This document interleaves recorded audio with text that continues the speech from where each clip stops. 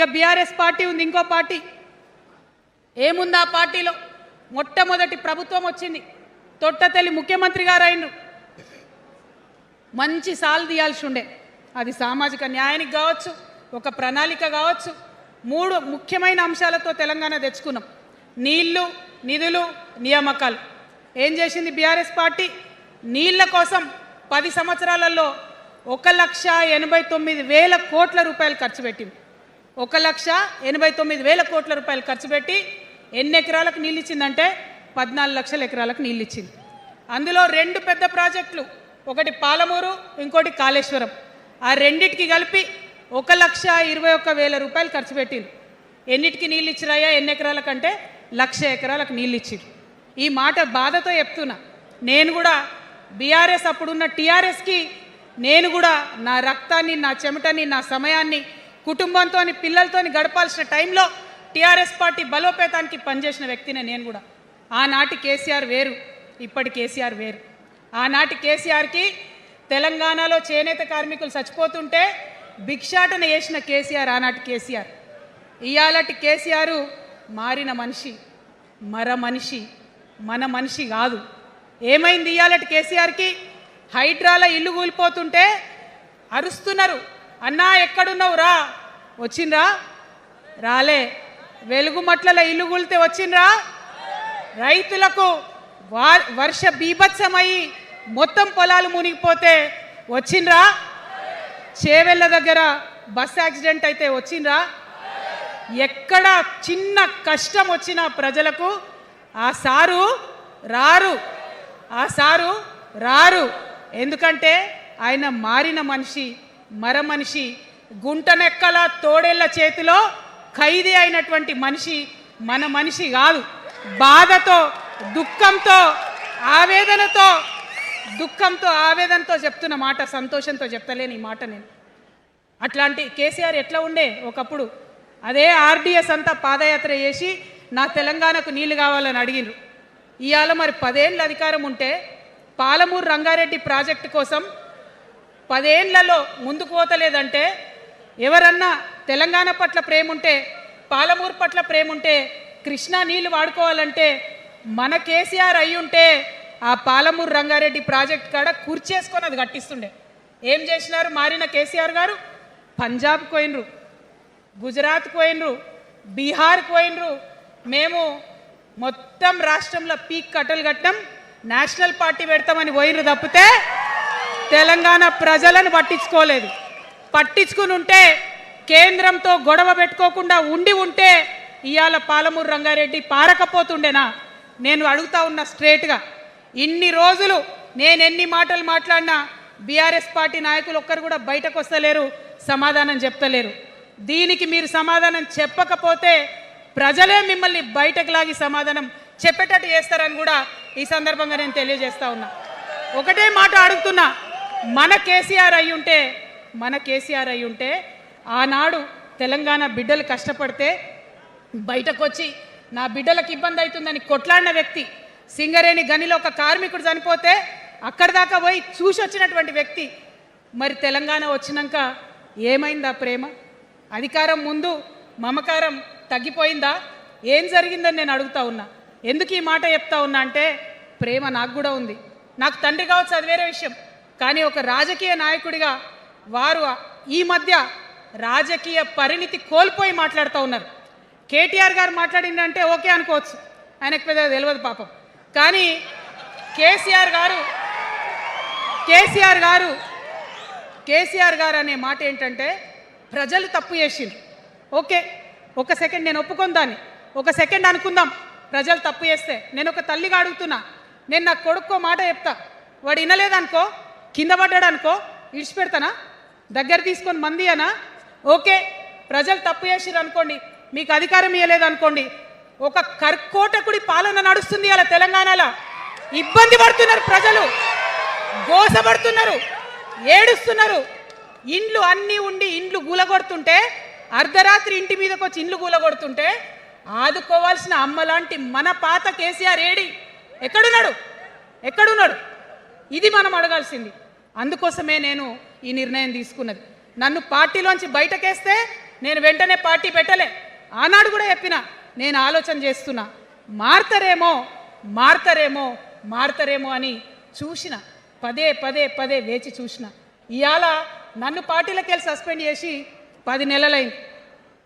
నాకు నిజంగా మంచిగానే అయింది. ఎందుకు తెలుసా? ఆనాడు ఉద్యమకారులను ఇబ్బంది పెడుతుంటే నేను ఇంకా గట్టిగా మాట్లాడాల్సింది, మాట్లాడలేదు.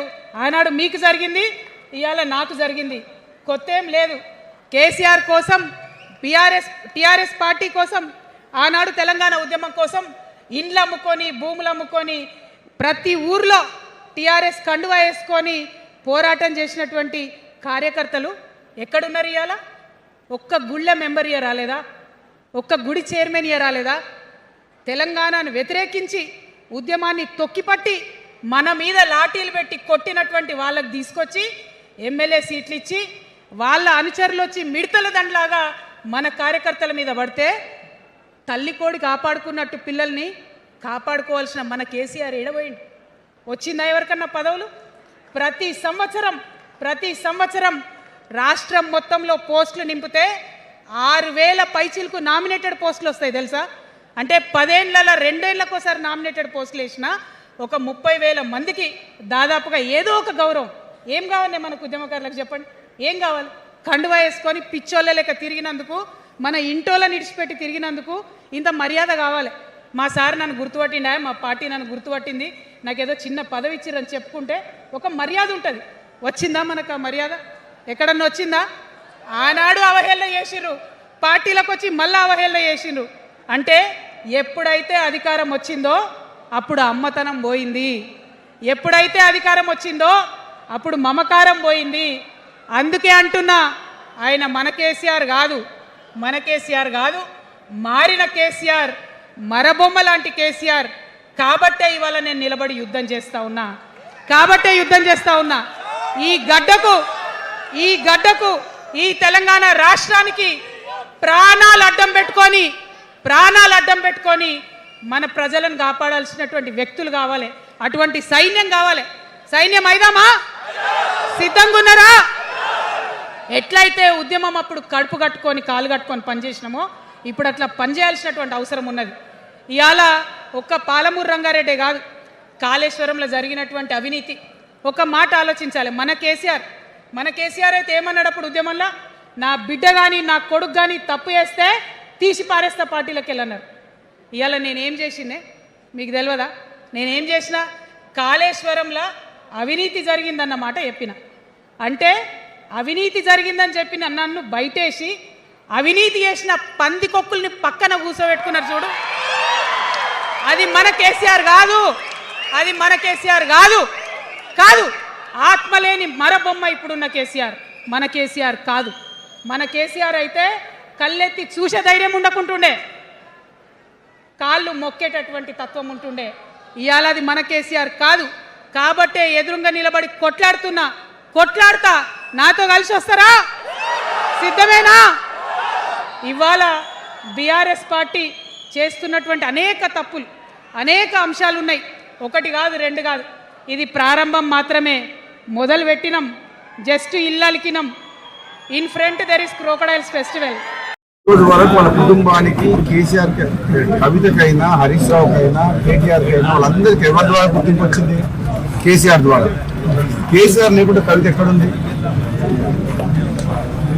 అది ఒక కుటుంబంలో ఆధిపత్య పోరు కాస్త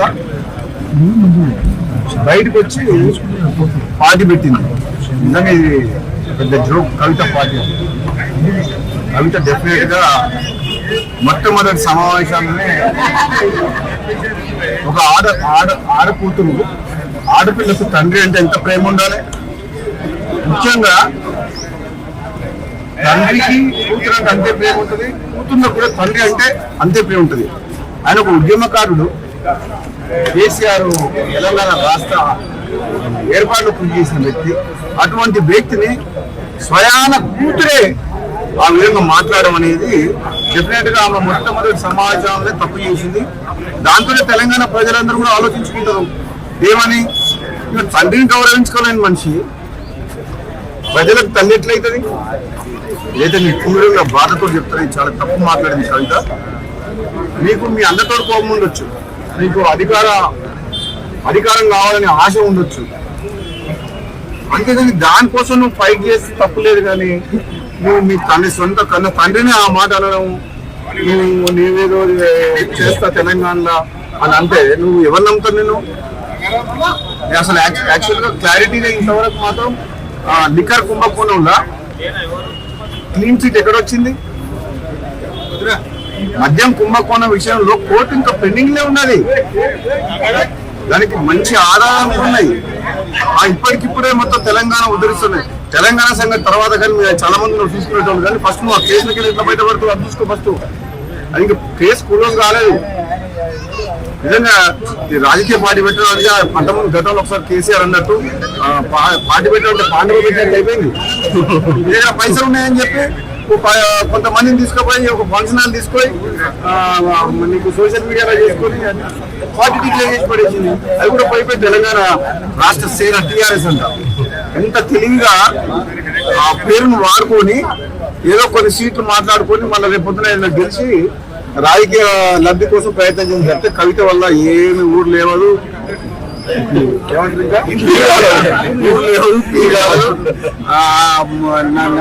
వరకైతే ఆమె స్వయంగా కూడా గెలవదు. ఆ పార్టీ సంఘం వదిలిపెట్టు, సొంతంగా ఆమె పోటీ చేసిన నియోజకవర్గంలో కూడా డిపాజిట్ కూడా రాదు కవితకు. ఎందుకంటే ఆ మర్యాద పోగొట్టుకుంది. ఫస్ట్ మీటింగ్ తండ్రిని కేసీఆర్ లాంటి వ్యక్తిని పెట్టి ఆమె ఉన్న మర్యాద పోగొట్టుకుంది.